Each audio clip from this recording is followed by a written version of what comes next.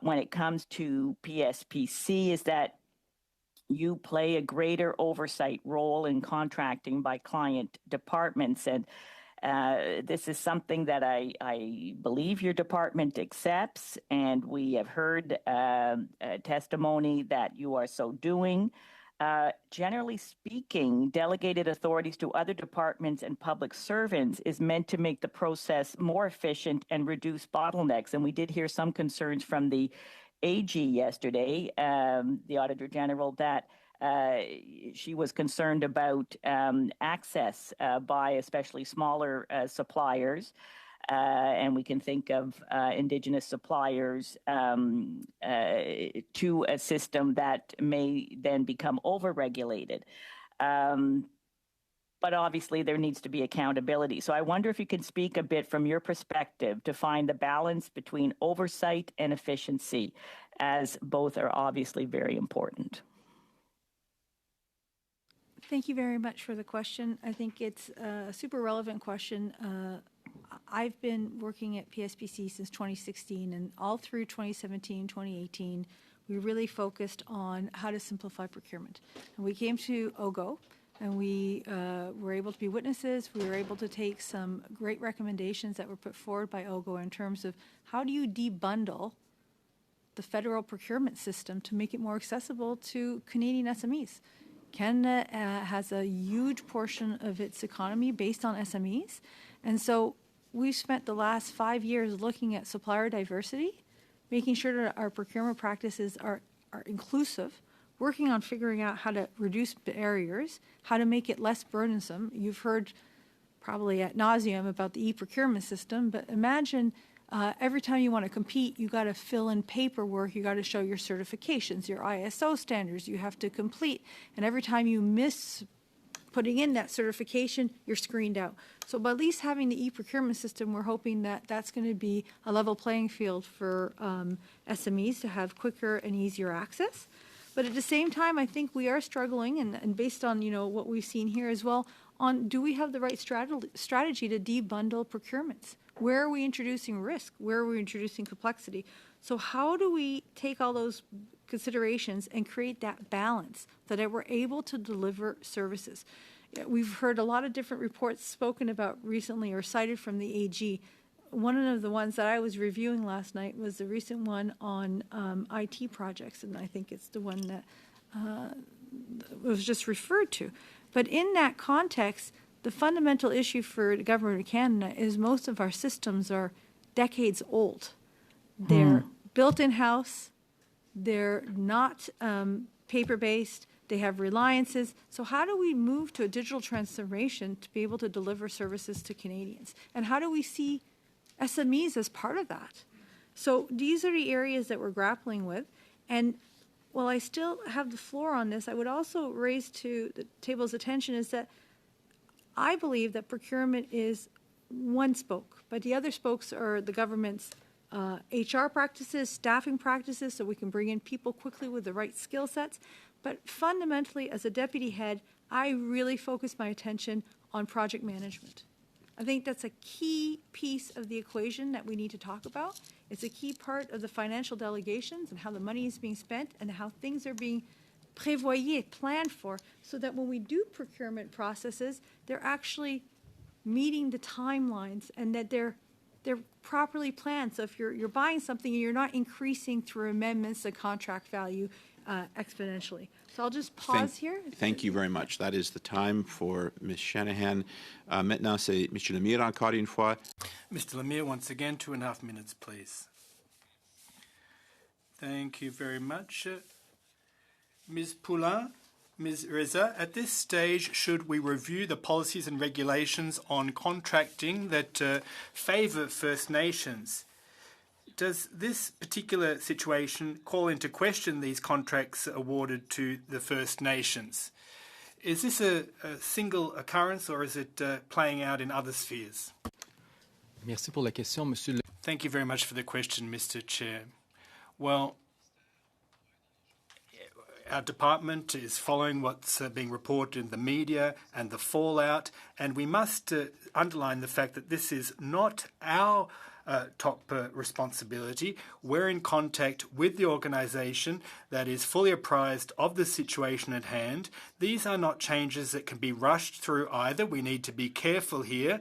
There's an unfortunate event that occurred that has made headlines, but what I can tell you, given that we're not the department responsible for updating the policies themselves for being registered on the list, we ensure that our contracts do comprise as great a component, Indigenous component as possible, and we're proactive in that sense, but it's not exactly within our purview.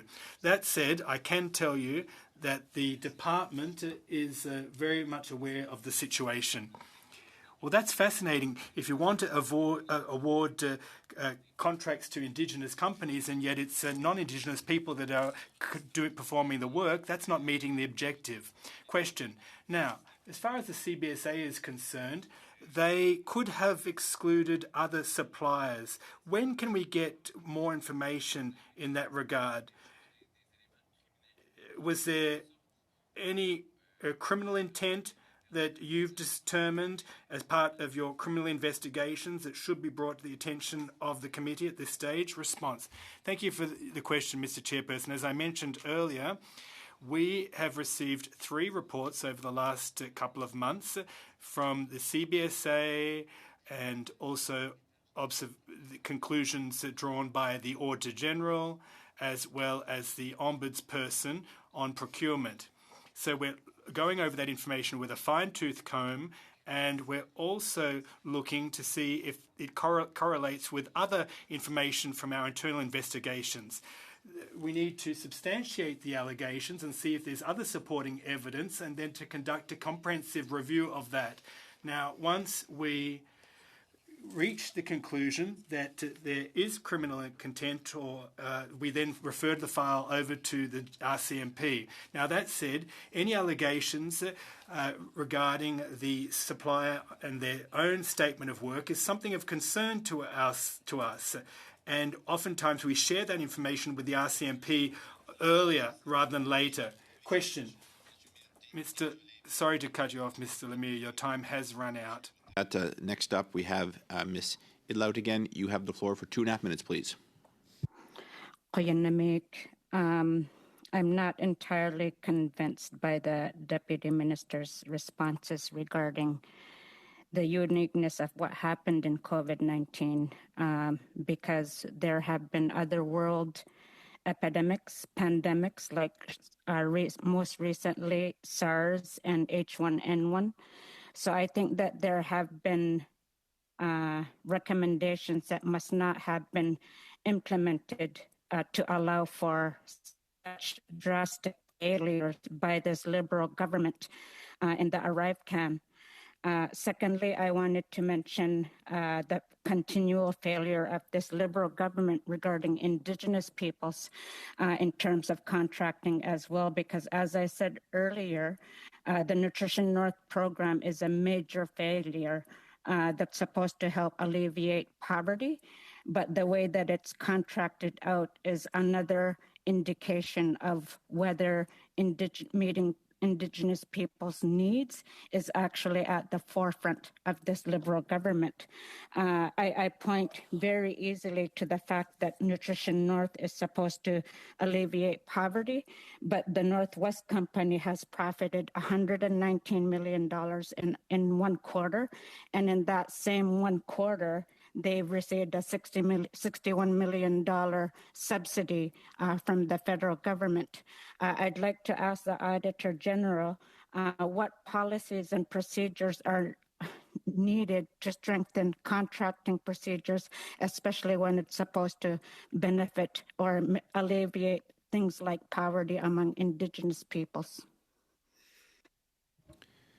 Thank you for the question. Just before I dig into that answer, I would signal that that the member's point about the pandemic and previous experiences like SARS was indeed a matter that we raised in our pandemic preparedness report. We said that there were long-standing known issues that should have been dealt with long before this pandemic presented itself, and we hope that the government has learned from those lessons.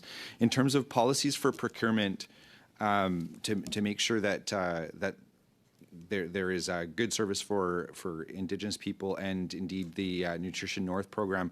What I would say is that is a matter that comes down to the departments responsible for those procurements, making sure that the requirements and the services that are needed are clearly articulated in the contract documents, whether they be in the request for proposal or the ultimate contracts that are signed with those organizations.